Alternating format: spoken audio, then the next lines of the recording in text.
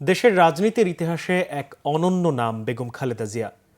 জাতীয় ঐক্যের প্রতীক হয়ে ওঠা আপোষহীন দেশনেত্রী বেগম জিয়া শুধু বিএনপি বা তার সহযোগী সংগঠনের নেতাকর্মীদের মাঝে নন, কোটি মানুষের অব্যক্ত ভালোবাসার প্রতীক। হয়তো সে কারণেই দলীয় বা রাজনীতির সীমা ছাড়িয়ে সকল দল, মত, ধর্মের কোটি মানুষের প্রার্থনায় এখন বেগম জিয়ার নাম। হাসপাতালের চার দেয়ালের বন্দিত্বের এই দুঃসময়ে কোটি জনতা যেভাবে প্রাণ ভরে দোয়া করছেন, সেটা সত্যিই নজিরবিহীন। কিন্তু কিভাবে তিনি এতটা জনপ্রিয় হয়ে উঠলেন? ভিন্ন মত পথের আবেগাপ্লুত মানুষ কেন তার ফেরার প্রতীক্ষায় এতটা ব্যাকুল? ঠিক কী কারণে হাসপাতালের বাইরে উৎকণ্ঠা নিয়ে নির্ঘুম রাত পার করছে হাজারো মানুষ?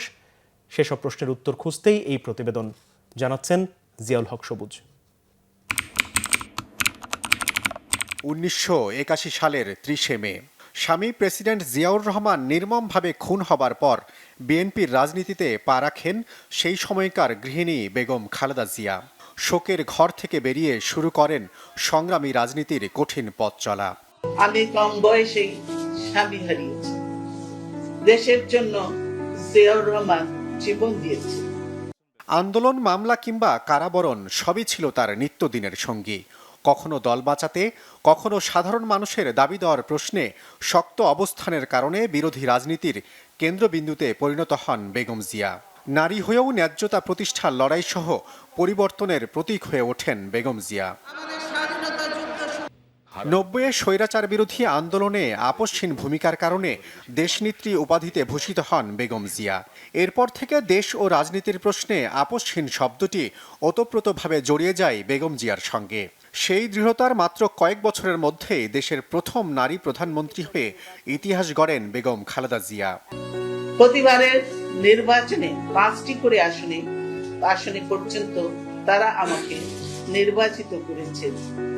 কোন নির্বাচনে প্রার্থী হয়ে আজ পর্যন্ত আমি পরাজিত হইনি। জনগণের সমর্থনে বাংলাদেশের প্রথম নারী প্রধানমন্ত্রী হওয়ার গৌরব আমি অর্জন করেছি।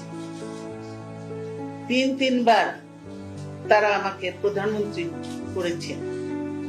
এখনো আমি দেশের যে প্রান্তেই চাই, উচ্ছ্বসিত জোয়ারে আমি তাদের ভালোবাসায় অভিষিক্ত হই। বেগম জিয়াকে জীবনের সবচেয়ে কঠিন পরীক্ষাটা দিতে হয় ১/১১-র সময়ে। রাজনৈতিক পট পরিবর্তনে অনেক নেতা যখন দেশত্যাগ বা আপোষ রফায় ব্যস্ত, তখনও মাটি কামড়ে দেশেই পড়ে থাকেন বেগম খালেদা জিয়া। দেশের মানুষের কানে এখনো তাই বাজে বেগম জিয়ার সেই উক্তি, দেশের বাইরে আমার কোনো ঠিকানা নেই, এটাই হলো আমার ঠিকানা। এই দেশের মাটি, মানুষই আমার সবকিছু। রাজপথে আন্দোলন থেকে সরকার পরিচালনা, সবখানেই জনপ্রিয়তার স্বাক্ষর রাখেন বেগম জিয়া। রাজনীতির কঠিন সময়গুলোতে মানুষের পাশে থাকা এবং আন্দোলনমুখী নেতৃত্বের কারণে খুব দ্রুতই জনপ্রিয় হয়ে ওঠেন তিনি। ছোটখাটো বিতর্ক বা সমালোচনা ছাড়া তার জনপ্রিয়তাকে এতটুকু ম্লান করতে পারেনি 3বারের সাবেক এই প্রধানমন্ত্রীর আলোকিত এই অধ্যায়কে। গণতন্ত্র প্রতিষ্ঠায় রাজনীতির বিপদ সংকুল পথে মা বাড়িয়েছে। আরাম আয়েশ, সুখ শান্তি ও নিস্তরঙ্গ জীবন বিসর্জন দিয়েছি। আমার প্রিয় দেশবাসী আমাকে তার প্রতিদান দিয়েছে অপরিমেয় ভালোবাসা। তান্ত্রিক সরকার। রাজনীতির ইতিহাসে সবচেয়ে আলোচিত অধ্যায় -2 সময়কাল। 2007 সালে 1 বছরের বেশি কারাবন্দী থাকার সময়ে -2 ফর্মুলার লক্ষ্যভুক্ত নেত্রী হয়েও তীব্র চাপ বা মামলার ভয়ে এতটুকু বিচলিত হননি বেগম জিয়া। দেশ ছেড়ে যাওয়ার নির্ঝঞ্ঝাট প্রস্তাবেও সায় না দিয়ে দেশের মাটি আঁকড়ে থাকার দায়বদ্ধতাই তাকে আরও জনপ্রিয় করে তোলে। আমার এই স্বজনহীন জীবনেও দেশবাসী আমার স্বজন। আল্লাহ আমার একমাত্র ভরসা। আমি যেমন থাকি, যেখানেই থাকি, যতক্ষণ বেঁচে থাকবো দেশবাসীকে ছেড়ে যাব না। অহেতুক অভিযোগ, মামলা বা রাজনৈতিক আক্রমণ কোনো কিছুতেই মাথা নত করেননি বেগম জিয়া। বড় ছেলে তারেক রহমানের দীর্ঘ নির্বাসনে নিদারুণ কষ্টে থাকা হৃদয় ভাঙার সবচেয়ে বড় ধাক্কাটা আসে মায়ের সামনে ছোট ছেলে আরাফাত রহমান কোকর অকালে চলে যাওয়ার বেদনা। কারাগার থাকতে আমি আমার মাকে হারিয়েছি। অফিসে অবরুদ্ধ থাকা অবস্থায় আমি একটি সন্তান হারিয়েছি। আরেকটি সন্তান নির্যাতনে পঙ্গু হয়ে দূর দেশে এখনো চিকিৎসাধীন। ব্যক্তিগত শোক, রাজনৈতিক চাপ কিংবা দীর্ঘ সময়ের নির্যাতনেও তেমন টলানো যায়নি বেগম খালেদা জিয়াকে। সমর্থকদের কাছে সাহস ও ধৈর্য শক্তির প্রতীক হয়ে ওঠা বেগম খালেদা জিয়া দ্বিতীয়বার কারাবরণ করেন 2018 সালে। দেশের রাজনীতির প্রভাবশালী চরিত্র জেলবন্দি হওয়ার সুযোগে শরীরে বাসা বাঁধে জটিল নানা অসুখ। কিন্তু গুরুতর অসুস্থ অবস্থায় হাসপাতালে থাকা এবং উন্নত চিকিৎসার জন্য বিদেশে যাবার অনুমতি না পাওয়া, এসবই তাকে জনতার চোখে এনে দেয় মজলুম নেত্রীর খ্যাতি।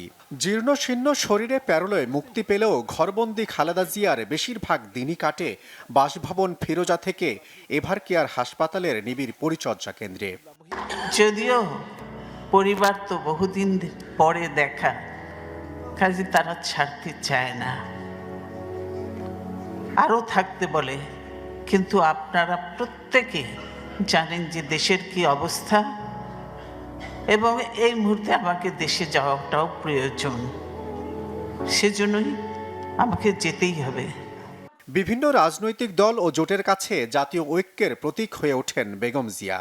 উত্তাল আন্দোলন বা জাতীয় যে কোনো সংকটে দলীয় নেতৃত্বেই শুধু সীমাবদ্ধ ছিল না তার কার্যক্রম। এ কারণে জনভরসার কেন্দ্রবিন্দুতে পরিণত হন বিএনপি চেয়ারপারসন। রাজনীতির ঊর্ধ্বে উঠে জনমানুষের নেতায় পরিণত হওয়া বেগম খালেদা জিয়া এভাবেই খুব দ্রুত জনপ্রিয়তার মধ্য দিয়ে সাধারণ মানুষের হৃদয়ের মণিকোঠায় জায়গা করে নেন। প্রিয় দেশবাসীর প্রতি আমার আবেদন, আমাকে আপনাদের থেকে বিচ্ছিন্ন করার চেষ্টা হলেও বিশ্বাস করবেন আমি আপনাদের সঙ্গেই আছি। ব্যক্তি জীবনের বেদনাদায়ক অধ্যায় থেকে শুরু করে দীর্ঘ রাজনৈতিক লড়াইয়ের সাক্ষী বেগম খালেদা জিয়া এখন খুবই সংকটাপন্ন সময় পার করছেন হাসপাতালের নিবিড় পরিচর্যা কেন্দ্রে। তার এই দুঃসময়ে তাই চিরবৈরিতা ভুলে বেগম জিয়ার রোগমুক্তি কামনায় দোয়া করছেন ভিন্ন দলের নেতাকর্মীরাও। রাজনীতির মারপ্যাচ না বোঝা তরুণ ছাত্ররাও সংকোচ ছাড়াই দোয়া করছেন দুহাত তুলে।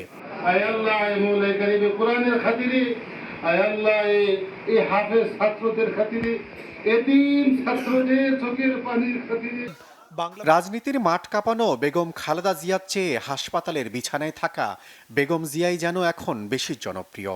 তিনি শুধু এখন রাজনৈতিক নেত্রীই নন, শত নির্যাতন সয়ে যাওয়া ধৈর্যশীলতা ও হার না মানা সংগ্রাম ও মানবিকতার উজ্জ্বল এক দৃষ্টান্ত, যা বিএনপির শীর্ষ এই নেত্রীকে আসীন করেছে নজিরবিহীন মর্যাদায়। শোক ও সংগ্রামের অনুচ্চারিত রাজনীতির ইতিহাসের বাইরে বেগম জিয়া এখন এমন এক মানবী যার বর্তমান লড়াইটা জীবনের সঙ্গে, আর সেখানেই তিনি ছুঁয়ে গেছেন সবার হৃদয়। রাজনীতির সীমা ছাড়িয়ে কোটি মানুষের দোয়াই এখন তাই বেগম খালেদা জিয়া। আল্লাহ বিশেষ করে যে উদ্দেশ্যকে সামনে নিয়ে আল্লাহ তোমার নেক বান্দাগুলিকে নিয়ে তোমার দরবারে হাত উঠাইছি। বাংলাদেশের রাজনীতিতে কতটা গুরুত্বপূর্ণ বেগম খালেদা জিয়া সেটা এখন শুধু দেশেই নয়, আলোচনা হচ্ছে বিদেশের মাটিতেও। আর তাই জীবনের সবচেয়ে কঠিনতম পরীক্ষার এই দুঃসময়ে সেই প্রশ্নই ঘুরে ফিরে আসছে আগামী জাতীয় নির্বাচনকে ঘিরে। রাজনৈতিক সংকটের কথা ভেবেই হয়তো অজান্তেই বেগম খালেদা জিয়ার জন্য দোয়া করছেন সব শ্রেণী পেশার মানুষ। জিয়াউল হক সবুজ, বাংলা ভিশন, ঢাকা।